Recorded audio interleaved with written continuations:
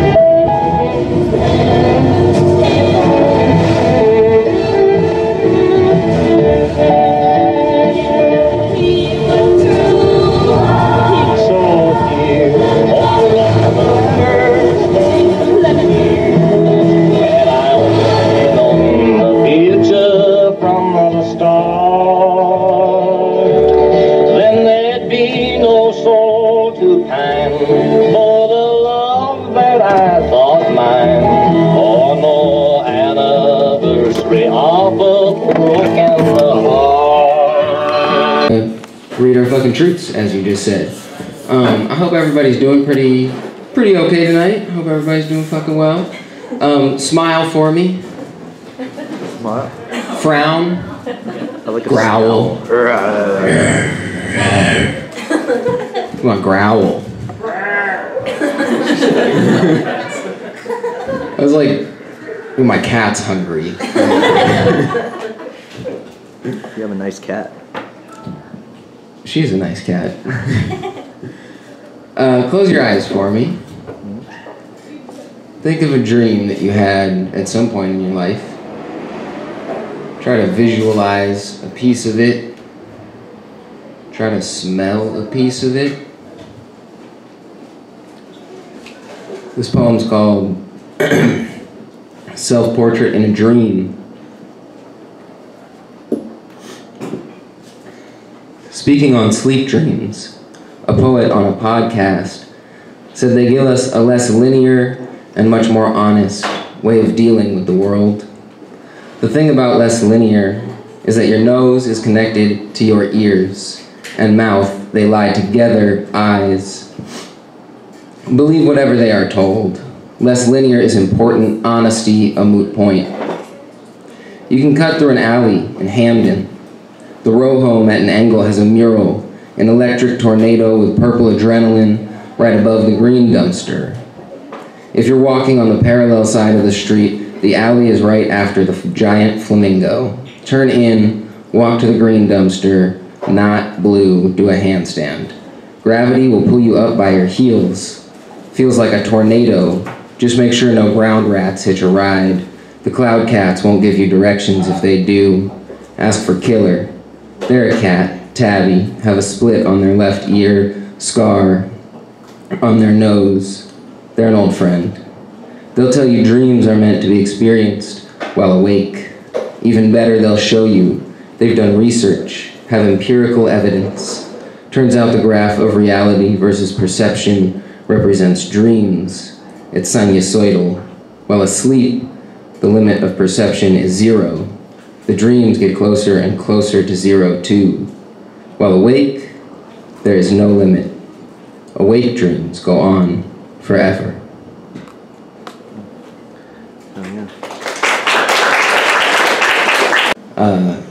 Tree Speak poems at Unpoetry a few months back, so here's one of those.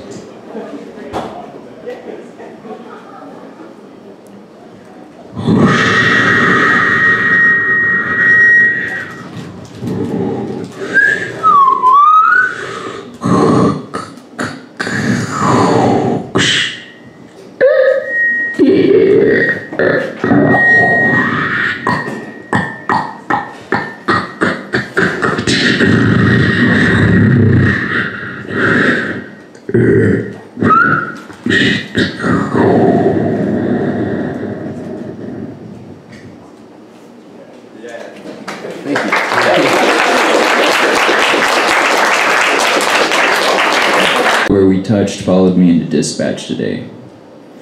Lady, if you're so shy, why do you share a shoulder when these tears can't help but flow? And when will we find ourselves out of sync and in time? Now you're late to work and I'm early. A menstrual headache I forgot was coming wraps me around you like a baby blanket. My baby breath's in your ear. This is what you came for. Man beside me on the out of work list says, I ain't really a catch and release guy, I came for the fight. And I came our second night, 9th round, pushing past the bell, locked on your eyes, and parted at the thighs. We're on our way back to Earth, and there's no breach of contact. And we're negotiating worth. Contracts take months. The boys say a day off is a layoff. I negotiate in good faith. Lady, I hear that you love me. Counting pills as my insurance runs out, and my patience, God willing, will last forever. Give me work. I better get more than a month for a journeyman call.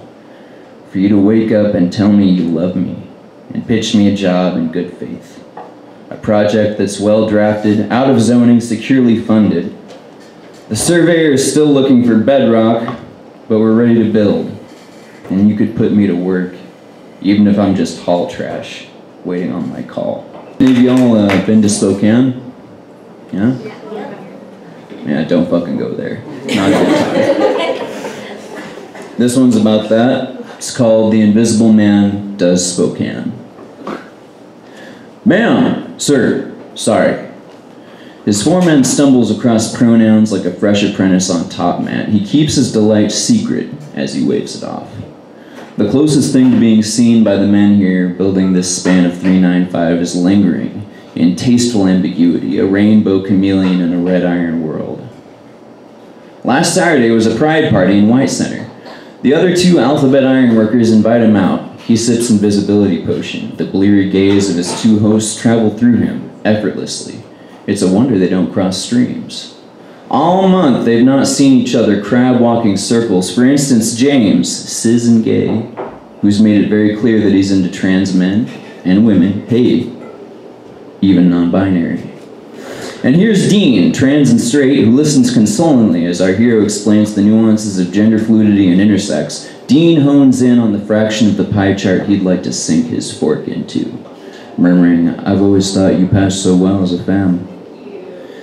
He ditches gracefully and instinctively into Boombox, the bar now packed with queer women who calculate the ratio of his hips to shoulders with a light of recognition. He reminds himself they don't know what they're looking at, even as half a dozen sets of eyes solve for XX or XY. Later, when one of them grabs him by the waist and snaps a selfie, James will ask, are you on the gay side or the lesbian side? I'm a failed lesbian and a derelict gay. He lies, too drunk to explain the truth of both and neither. Are you fab? A friend he made at the 9 asks him across plates of al pastor and quesadillas. I'm intersex. It's a truth he's been repeating lately. Later on tonight, in between snippets of who identifies on poetry reading, it was kind of like at a dark underground bar. So this is a bit of a different vibe. I feel illuminated, but I also feel exposed. So thank you for coming out for some brightly lit poetry on a Saturday night. That's where we are world-wise. July, a bird struck my skull in record-breaking heat.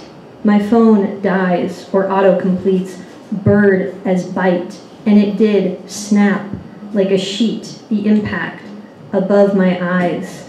Whose line is that hung from? I nearly wondered. A lukewarm kind of life, standing here childless in a kiddie pool full of ice, minutes melting at the age of ending. Is this it? This? I miss my mother, or at least the notion of mothers. Let it be known, I wrote the scene Hitchcockian. It was Hitchcockian. I call to you my little song, metal shavings coaxed through tubes of glass.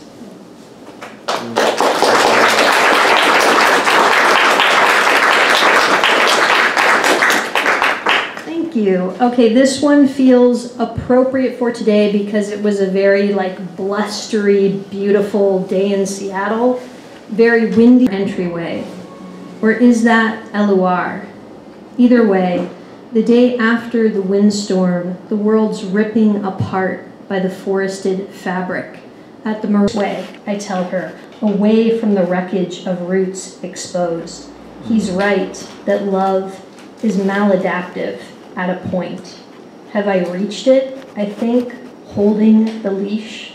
Have I held myself similarly back? His mother has told me you have to really want a baby, otherwise ... The day Spot ran away, as when my dad died, my vision doubled, trying to find what was lost. On the phone to both parents, Josh says, the wind's still howling, but it's not. No, it's not. Read Frank by Diane Seuss. Yes, some Diane Seuss fans. So I was just I got sonnet goggles after reading that collection, and I became sort of obsessed with the idea of writing a sonnet that was as good as at least one of the sonnets in that book. So this was me kind of trying to live my Diane Seuss fantasy. This is called Untitled.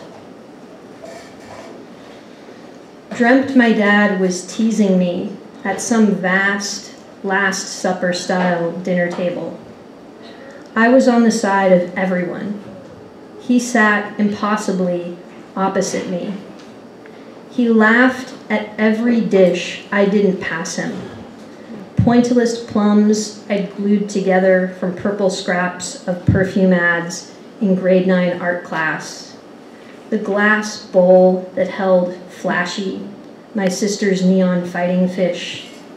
Luminous scoops of new snow from the stupid sloped driveway. He hadn't laughed in life when I wrapped electrical tape around my rib cage to fit the wrong dress for church. You'll hurt yourself, he said, very dry, but he didn't make me change. Now I'm on the side of James, Bartholomew, Andrew, the surprised. And why?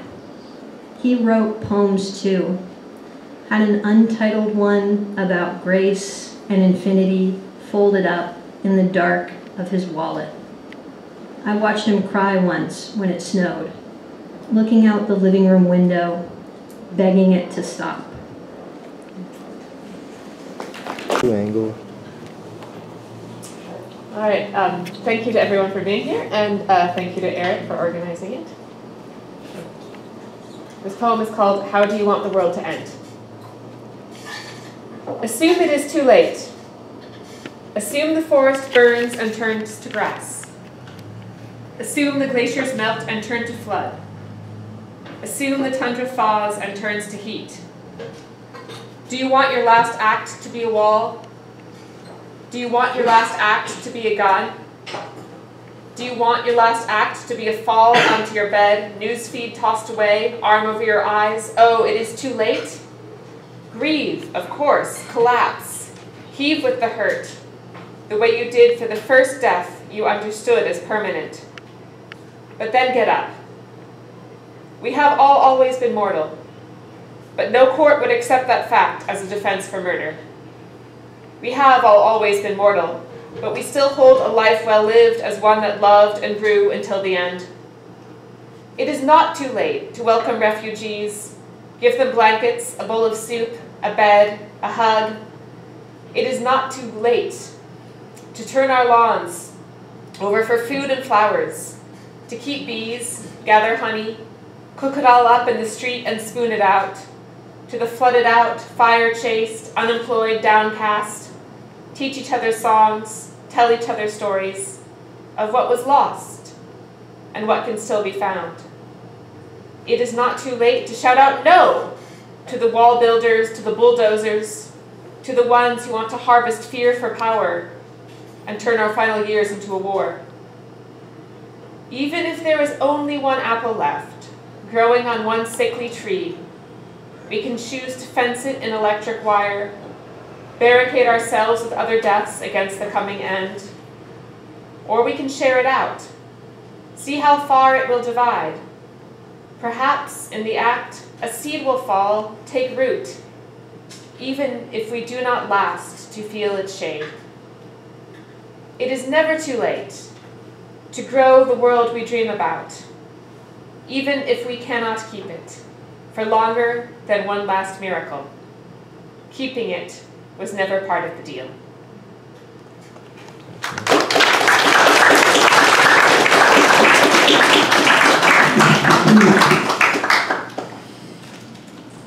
Okay, this next one is called Pisaster Okratius. When I was a child, no moment was lonelier than when a cousin whispered, "Look," and pointed up or out at a bald eagle speckled against the sky, or a doe hiding her tawny head behind the apple trees.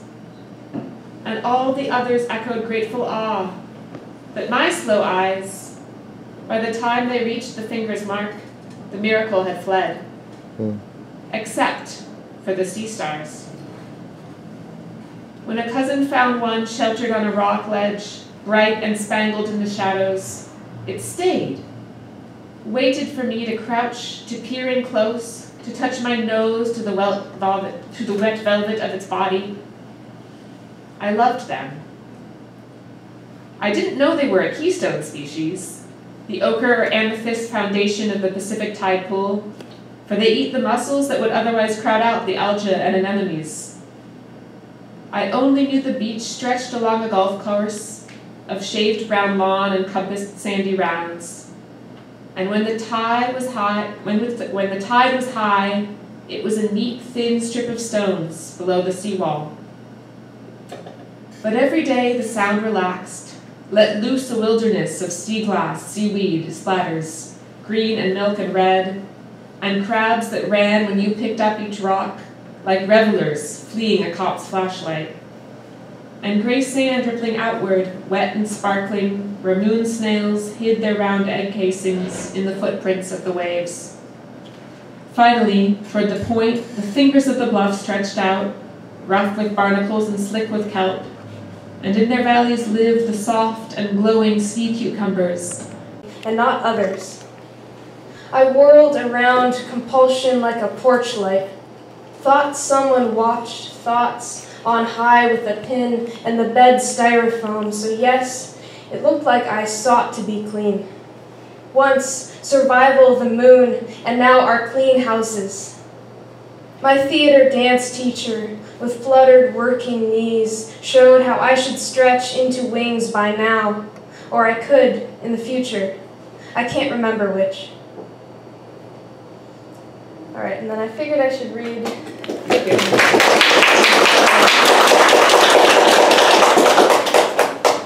I thought I should read this one because it takes place briefly at the Bulldog open mic. Nice. At a conversation I had right here. This one's called Fountain of. What is relapse if you've never had this many years before? At the university, you feel large and pleasant, like a blow-up Halloween costume must feel. A green alien or a child carried by a dinosaur. There are years everyone else had on the way here. When they talk about video games, the fountain draws its tincture dropper and arcs water through outdoor stage lights. When they talk about arts high schools, the square orchard starts cherrying. There are processes seen as without cause, the passage of season of coppered water. The university for some is a cherry. The university for you is a pump into a reservoir saving a trypophobia of wishes. What is relapse if named in the poem? On an empty stomach at 1 p.m., you carry etymologies to class. In the 15th century, relapse meant its opposite, renounce, to formally give up a habit. A habit for some is a cherry. A habit is your torso emerging from the mid-back of a vinyl T-Rex and the false legs in front. A habit that carries you in this re-embodied way will feel like it's for you. After you, a girl at the open mic says, "I have OCD too.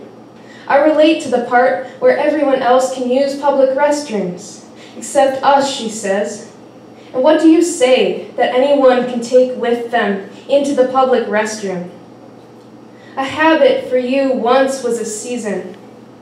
A habit now is a fountain. Ostensibly, it was built. In theory, you could take a large spoon to it and reach financial security if you had a nickel for every time. What is relapse if you live in a dorm? This season should feel like it's for you. You read about the origins of OCD.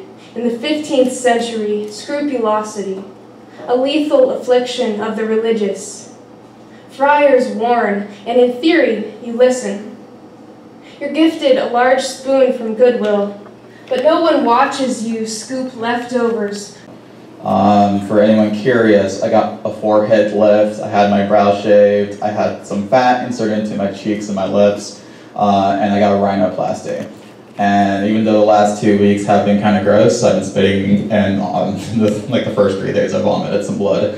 I'm like the happiest I've been in a while.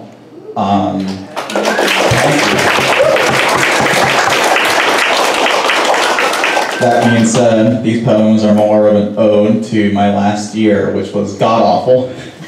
So much rage and despair and sadness. But, I don't know, I feel like I'm glad I went through it, and I'm glad I went through the other side. I made it through the other side, I guess. So with that in mind, the following poems are about self-harm and romantic devastation. But it does end on a kind of sweet note, I guess. So please hold your applause until the end. A concussion. You're just like heroin. How lovely. I can't feel anything. I want to stay here forever, or get more sedated. Bang, bang, bang! The stars are so pretty, iconic and white, shining in the darkness, causing my fog. You're just like heroin. You'll find her someday. And I reminisce on the past. Walls warping from a kitchen to the corner booth of a dive bar. My past self staring down the glass of sparkling water as you down your 4th drink of the night, and about to understand why I've been so quiet. He looks nothing like you, and kind of like me, but we all share the same constant feeling of despair, rooting in the failures of our inactions, haunting us whenever we're about to find community. Would it be better if you two never wandered into my life? I remember walking you home as I sobbed, and you uncomfortably tried to soothe me through thanks. I really do like this backpack you bought me. I heard you, but I couldn't look at you in your annoyance. You wished I was happy for you and Andy, but I could never and will never. I was unaware people could stick around for so long after they're gone, filling the empty seats everywhere I go, materializing during moments of public vulnerability, or when a romantic prospect kills me.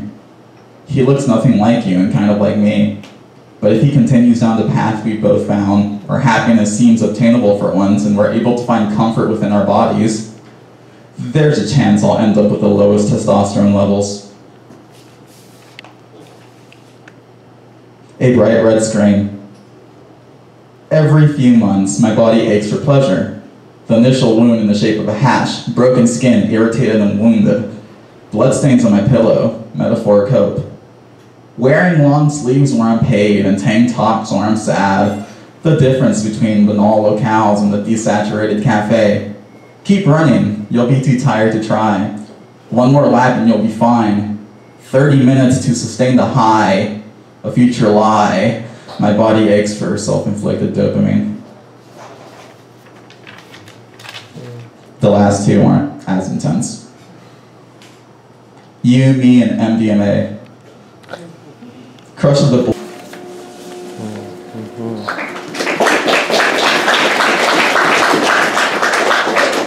This poem's called Around the Eyes. I look like my mother around the eyes. Others have told me this and I am taken aback. So strange to hear this. My mother approaches things so softly and carefully, while I have to watch that I do not pick up things with too much force, lest they fly across the room. Around the eyes, ovum that I was, I cannot fake subtlety within an inch of my life. And she loves deeply, and with lightly placed fingertips. Do you see my mother in me? Perchance we encompass the same qualities, while emitting such variation within the parts of us that are more obvious. She approaches her task with a grace of well-constructed ballet, carries through precise intent, daunting one with the protective layers she places around our shadows when we are distracted. While my every action expelled through canon, no matter how to be received, she taught me unremitting kindness. She, an emblem of idealism, in a world that finds itself stark. But I cannot think this world so bleak, if she appears in oysters, as part of the sea's occasional generosity. She walks calmly on the earth, and though at times it seems odd that a creature such as I would spring from her insides, at other times I am pleased to not be puzzled.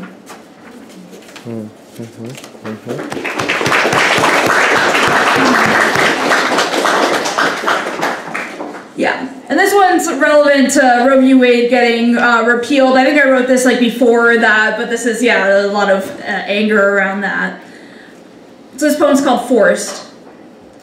There are ancient texts that state that childbirth is the punishment women get for Eve's original sin. And alas, misogyny holds consistent.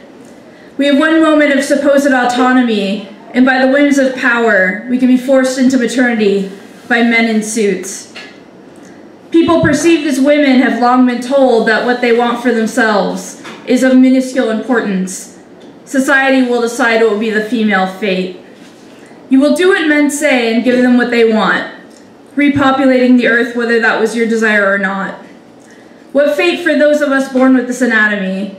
We are sex objects and then incubator, prescribed services to mankind we are conditioned to think of as our second nature. Put us in huts for a week of the month, subjugate us for our biology, and then use it for your own means. You want our stomachs to swell to incapacitate us. We cannot hold office, or God forbid, raise our delicate flower voices to the men in charge. Patriarchy knows what it's doing, and it will indignantly subdue any power it finds bubbling within our bodies. And in this fate you subject to us. Things sometimes. So here are some poetries. This one's called Fucking Joe Biden. Yes. Fucking Joe Biden. Fucking Joe Biden. The last mass attendance protest I went to in this town, this progressive utopia, had a bunch of white people chanting, "Let Bob do his job." Like they didn't know that FBI stands for Fucking Bastards Incorporated. That's when I knew we were doomed. I suppose it took me that long to believe it because I haven't spent my life as a primary target. Fucking Joe Biden. Who trusts a grandpa? Have you met your own grandpas? The one who isn't a drunk who ruined his wife's wife is a lecturer who always comments on your weight and tries to grab his daughter's ass. My own father once said, "You'll be a much better actress when you lose your virginity." These bland sneaker, bad haircut, burger lover, Boy Scout dropout, bumblefucks, root tootin' randy hand, rinky dink wannabe, Rambo rat finks, old timey, obsolete, opinion oversharing oligarchs of the obtuse. Oh, bro. Fuck Joe Biden. That one's a little bit old. I've attended protests since that protest I meant, but this is actually one I wrote in 2020, April of 2020, and it's called Dear Liberal Mayors Who Can't Seem to Control Your Police Forces. Whatever you thought it was you were going to accomplish when you were 19 and believed that you were the one who could fix it, you failed. You went into the belly of the beast, thinking that you had a shining sword of justice by your side, and that you would use it to cut your way out, that you could bring meat of the beast back to your community and use it to feed the starving, use its skin to make clothes and its bones to make tools. But you weren't wielding that sword of justice at all, just a blade you made by sharpening your ego into a weapon. Ego blades are just candy to that beast, and when you entered the belly, you became part of the beast. It absorbed you, used you, and the only way you are emerging is as a stinking shit of that beast. You are a pile of dung, not a knight. And that's just fine. Dung is more useful than a knight. Dung is fertilizer. Dung is fuel. Dung is a diagnostic tool. You are a reeking pile of shit, and maybe now you are actually useful. We can tell what's going on inside that beast's belly by your chemical makeup, your shape, your consistency. We can use what's left of you to fertilize crops to feed our children. We can dry you out and feed you to a fire to keep us warm. You can still be of service to us, even though you turned yourself into food for the beast. So tell us what you know, former liberal mayors who can't seem to control your police forces. Tell us of all the evil you did while you were in the beast's guts, the people that you used up along the way, the malfeasance you ignored or covered because it would buy you a favor if you did it. The wrongs you committed because you thought you deserved a break because you were working so hard to kill that beast from the inside out. What are you being blackmailed with? Accept that you are just beast shit and tell us. Bring it to the light. You owe it to us. You made us promises and failed to deliver, so at least give us the truth. Tell us where the beast is weak so we can kill it from the outside without having to endure what you did to become this useful pile of shit. At the very least, be the handful of shit we scoop up and throw in the beast's face to distract it long enough to kill it. Be the pile of shit that beast slips on. You don't have to be a useless pile of shit. You can be a useful one. I'm gonna do some poems. I always start off with a bad attitude, excuse me. I get way better at the end of it. Much calmer. It's always nice to hear everyone's fucking work. It's always nice to see the faces of everyone who's here. I always think it's interesting is a shitty word that's overused. I always think it is kind of mind-blowing to think of how many different sects and communities, like SECT, you know what I mean? This idea that all of y'all are in one room together is kind of fucking strange, and there's a lot of like different writers and poets and musicians here, and it's all very like fucking weird that all y'all are here, right? So it's kind of the most beautiful aspect of it, I think, for me at least. So that's why we keep doing Unpoetry, I guess. It's me, I guess. Anyways, I'm gonna read like a few poems. We got a little time, don't worry, it won't be that long. Let's fucking push through. Did I already say thank y'all for being here? Oh, yeah, wait, I thought of a thing. Okay, wait, this is gonna be cool. Watch. So I'm sorry I didn't get you anything, but also, if y'all could help me wish my friend a happy birthday at the count of 3, we'll say happy birthday, Caleb. How's that? Could you do that for me? Yeah. All right. 1, 2, 3. Happy birthday, Caleb! There you go. I'll get you something later, dude. Thanks, Eric. Hey, yeah, thanks for being here, buddy. Love you, man. So I've been sending a lot of these poems to Caleb, much probably to his chagrin. There's no reason for these. Anyways. Are they amazing? Yeah, it's so good. Your poems are amazing, dude. The Moth Wings of Oxalis? Get the fuck out. Anyways, that has nothing to do with this. And I think the mic is going to be squeaky because I'm so close to it. But I kind of enjoy the squeal, so... Yeah. Yeah. Anyway, 9. We've been separated a little too long, pelt on pavement. I'm waiting. Do I care to show you what I'm dreaming of? Hound snuffs through its zinc dish of fine serrated hosts the breakdown prong. Between intervals of devastation, we say we don't know where this ends. Knowing hard body to body, we share our poem sanctuary. There's a finite aspect we acknowledge as our body cool that there will never be this time again. 8th day yawning. Hound at 9:33 a.m. gold glue, noses, belly, and waist in Jupiter's mound. Believes in their place slick meat hunks.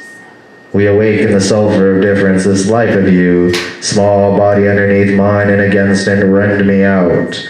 The hill in its emotional complexity through pastel shawl. I hear machine working and citizenry going on, but we are stepped from that parole normal. Grunting, broke dog on your chain. I really do like the feedback, I'm sorry. Bite at restraint. A radio baby, beautiful feedback. Nessa's clattering doorway, her apartment shaking between your hips, pushed right up to flush. Bruises. Mark our funhouse, my statue hand ingratiated by your fuzz. Thigh part his mouth does. Whimpering, breath is wretched with the absolute most insides of you. I seethe down slime into your well. I take in every fracture like your spine.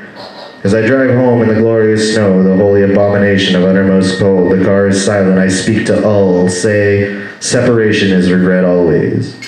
And too far back to get back in the chapel, sick with poet, you sit in a lovely homely chair, dreaming dirt of finger joint fairy and throttling wind, flakes of organ's rhythm as our body hoisted to its stiffness, and while the presented, the only poetry in the place was that throbbing of your cunt.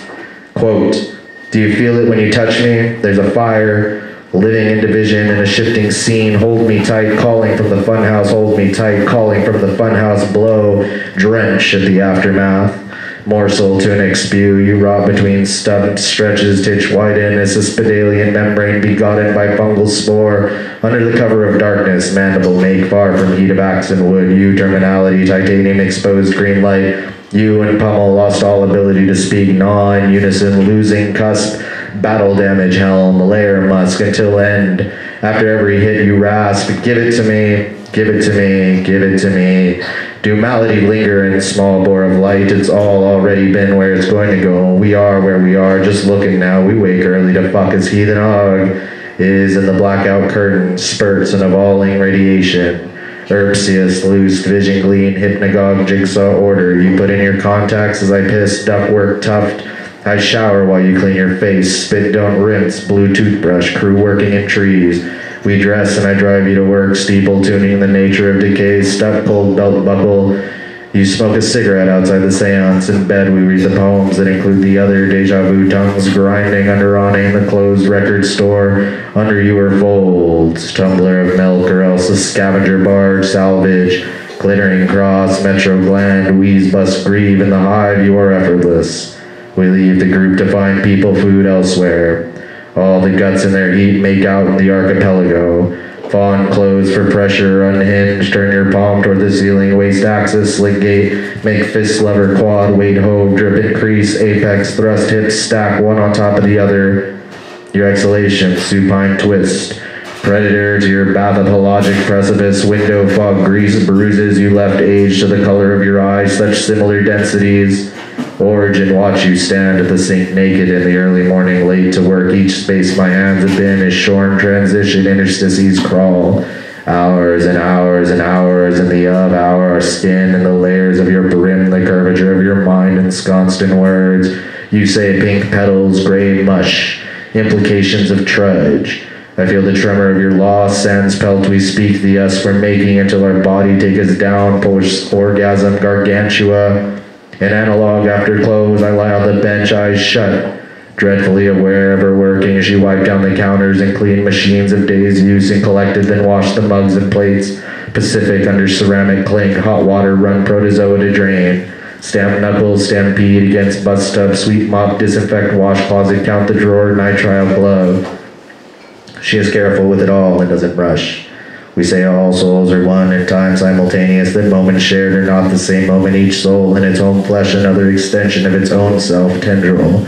stem from water drops being individually to their body of reunion with this larger source, joyful, which is the process of death. Return, not eradication, She talks about a man who did it wrong, the land sliding into substance, strings of our talking, sporadic stray, moat aperture. We insisted, our bodies quiet deliver, take trash out to alley, drive back to my place where I make bad migas. She talks about Nashville, me about leaving Seattle soon. Quote, we're gonna kill the California girls, gonna fire the exploding load in the milkmaid maiden head. We're gonna find the meaning of feeling good. We're gonna stay there as long as we think we should. The mystery train is a two-way plane, one way, the expressway to your skull. End quote. Thanks for being here, everybody.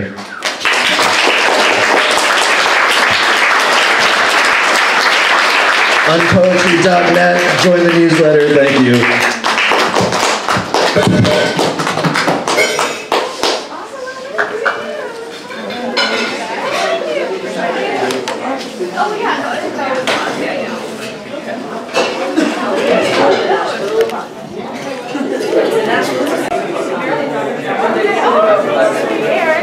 Oh, hey, how you doing? Good,